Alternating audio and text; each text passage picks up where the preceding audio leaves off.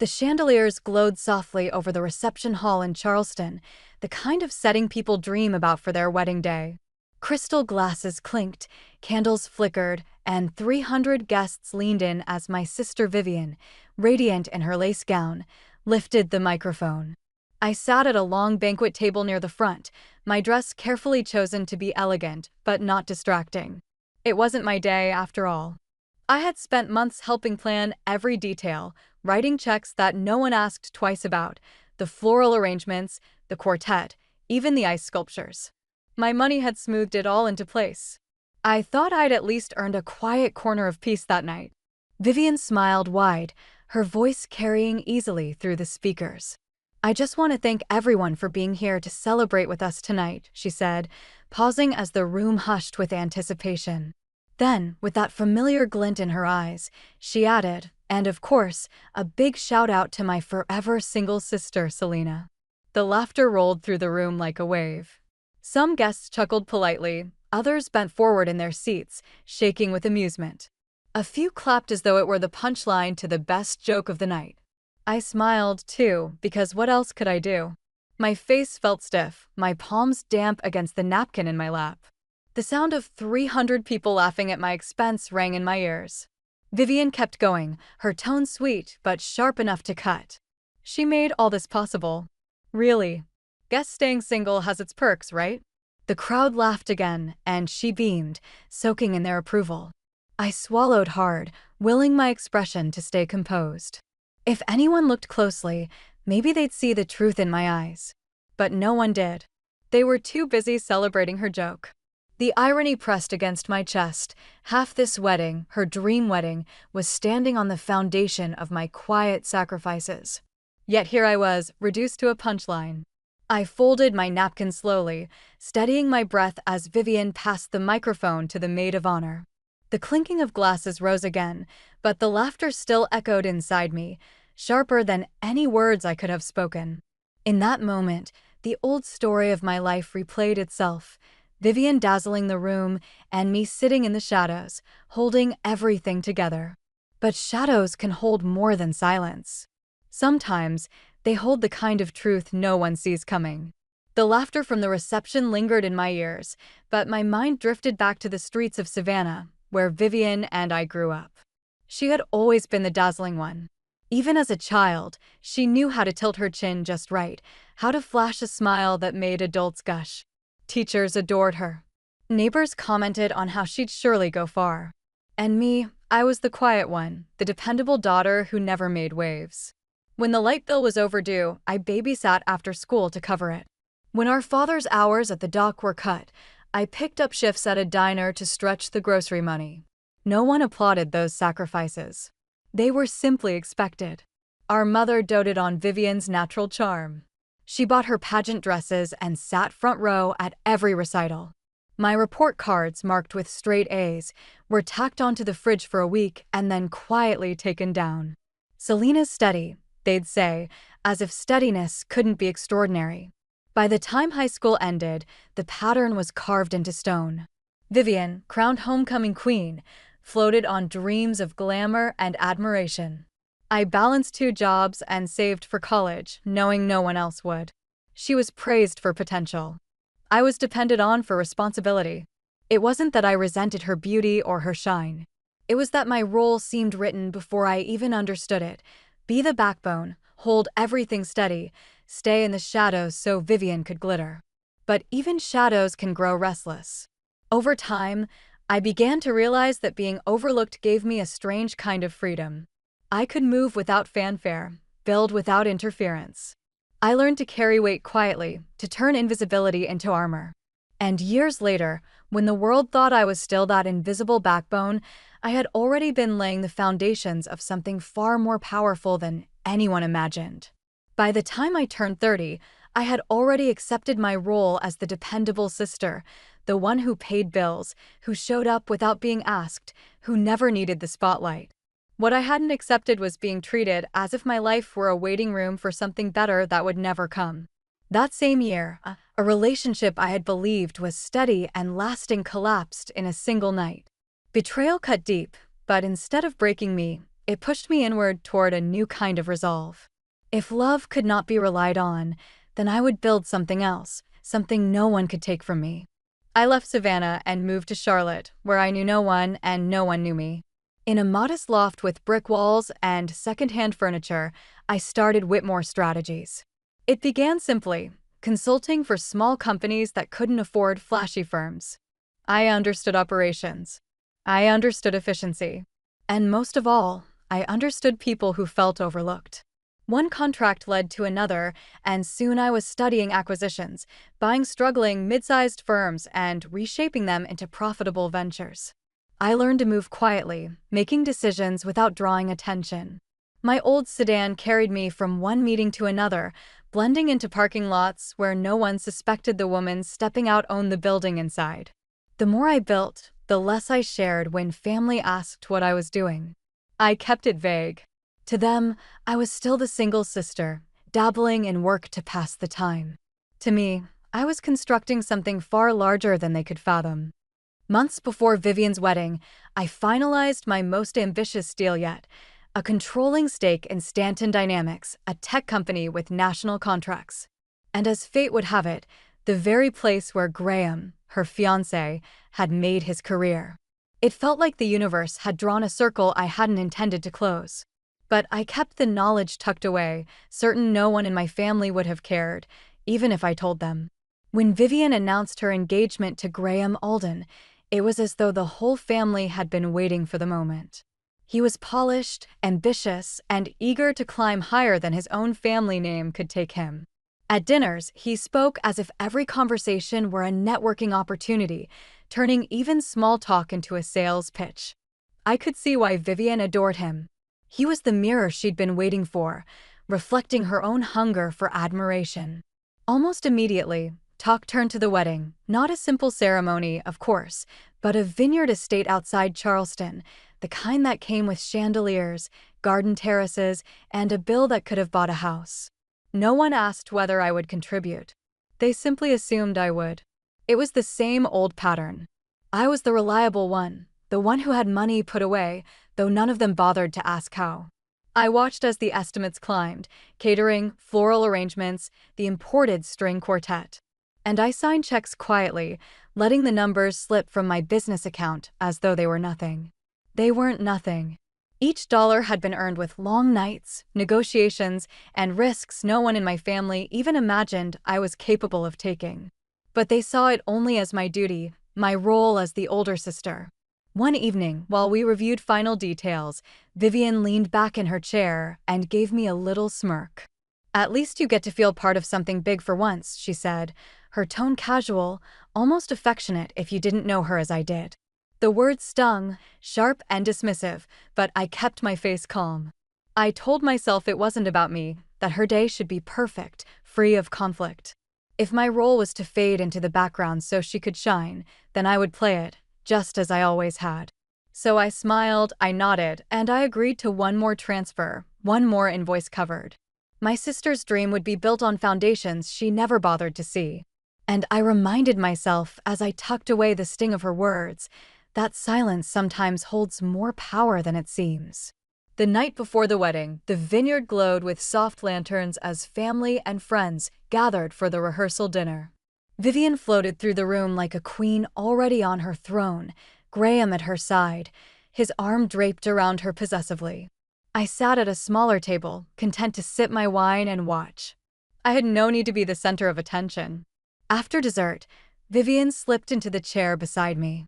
Her perfume was sharp, her smile practiced. "Selena," she began lightly, "tomorrow's going to be important. I need you to promise me something." I raised an eyebrow. "What's that?"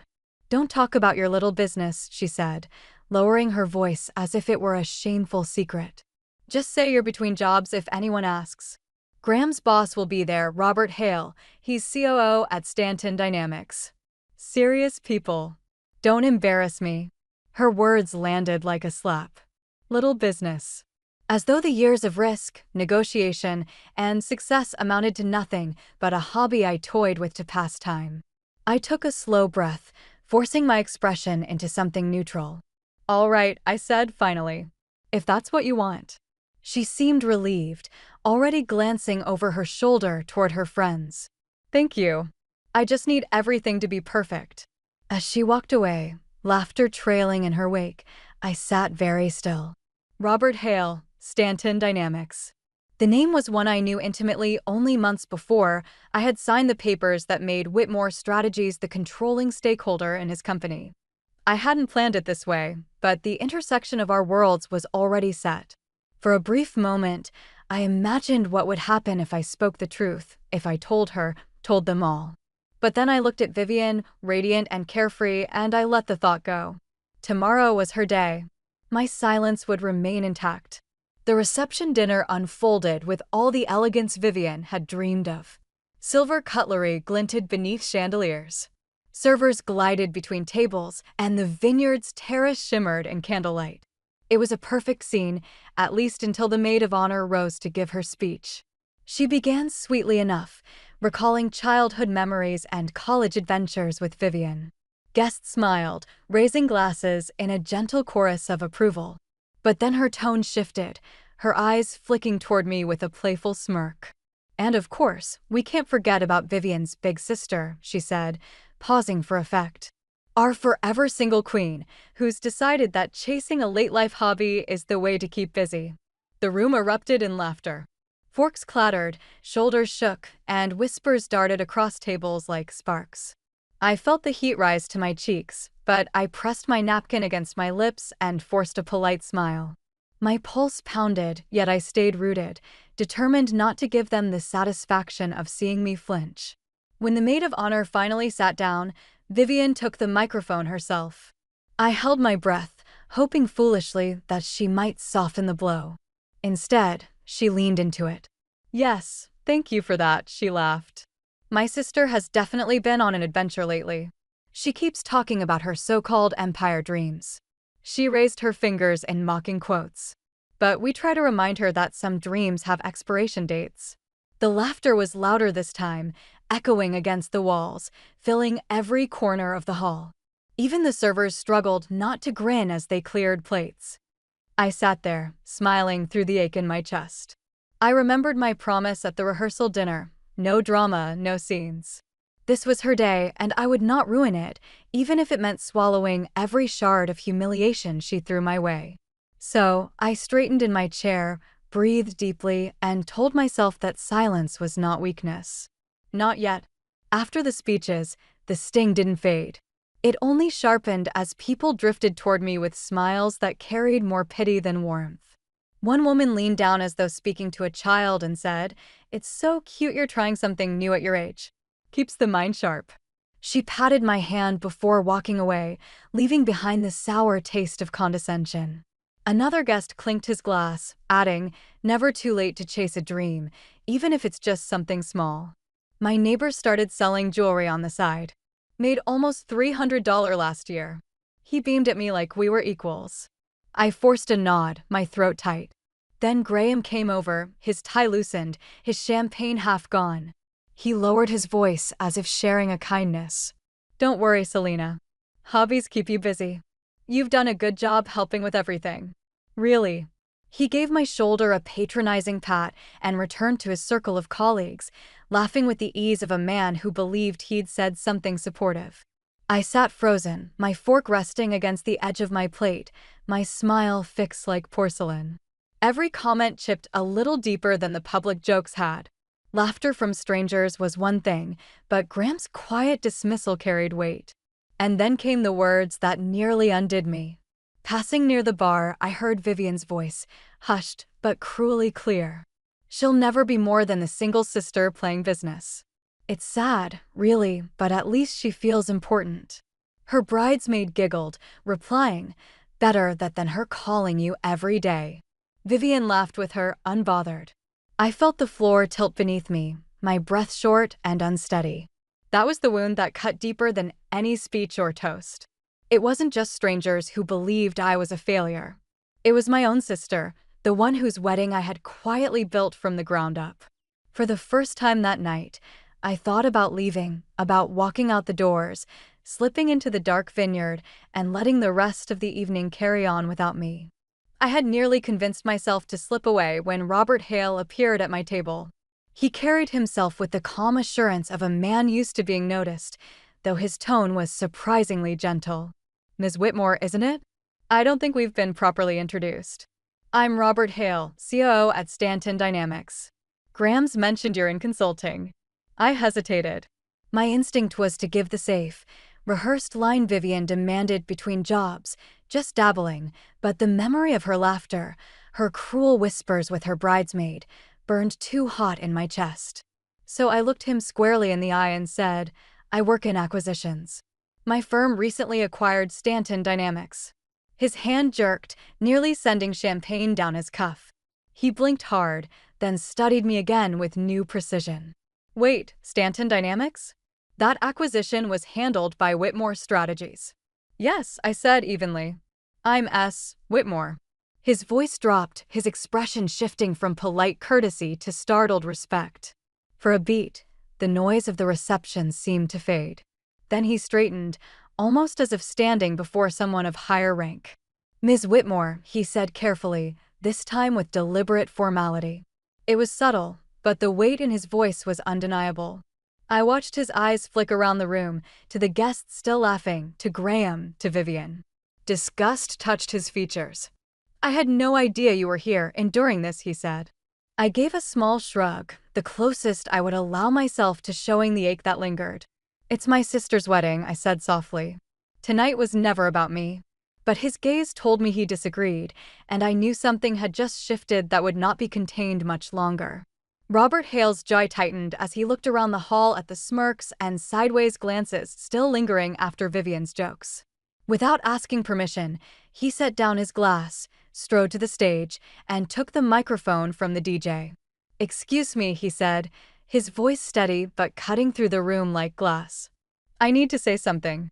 The chatter faded, glasses stilled midair. 300 heads turned toward him. "We've all spent this evening laughing at Selena Whitmore," he continued, his eyes sweeping over the crowd. "But what most of you don't realize is that she is the owner of Stanton Dynamics, as well as 5 other companies in the tech sector. Many of you here tonight," his gaze landed squarely on Graham's colleagues, "actually work for her." The gasp that spread through the room was almost physical, a wave of shock rolling from table to table. Guests shifted uncomfortably, glancing at one another in disbelief. One man dropped his fork, another paled visibly. I saw Vivian's face drain of color, her smile collapsing, while Graham looked like the air had been punched out of him. For a moment, I stayed seated, letting the silence deepen. Then I rose, smoothing my dress, and walked to the stage. Hale offered me the microphone. "Yes," I said, my voice calm but clear. "I am S. Whitmore of Whitmore Strategies." I kept quiet because this was my sister's day, not mine. But when you laugh at someone's worth, remember this. Sometimes silence doesn't mean weakness. Sometimes silence hides strength. The room was still, every eye fixed on me. And for the first time that evening, I no longer felt invisible. When the music finally resumed, the entire atmosphere had shifted. Guests who had smirked at me earlier now lined up with apologies, their voices dripping with nervous respect. A few even slipped me business cards, suddenly eager to connect. I smiled politely, but inside I felt detached. Their recognition meant little after the way they had laughed. Across the room, Graham stood stiffly beside his boss, his face flushed crimson. Hale clapped him on the shoulder once, curtly, then walked away. The humiliation was written all over him. Vivian found me later, her mascara streaking. "Why didn't you tell me?" she whispered. I looked at her, steady and unflinching. "Because every time I tried, you rolled your eyes. You wanted me small so you could feel big." Her tears deepened, but I didn't soften. The truth was long overdue. 6 months later, the fractures remained. At family dinners, Graham now addressed me as Ms. Whitmore, his respect forced by circumstance. Vivian had finally agreed to therapy, where we sat side by side, unraveling the tangle of years spent in roles we hadn't chosen. Progress was slow, but at least it had begun. Through it all, I carried one realization with me.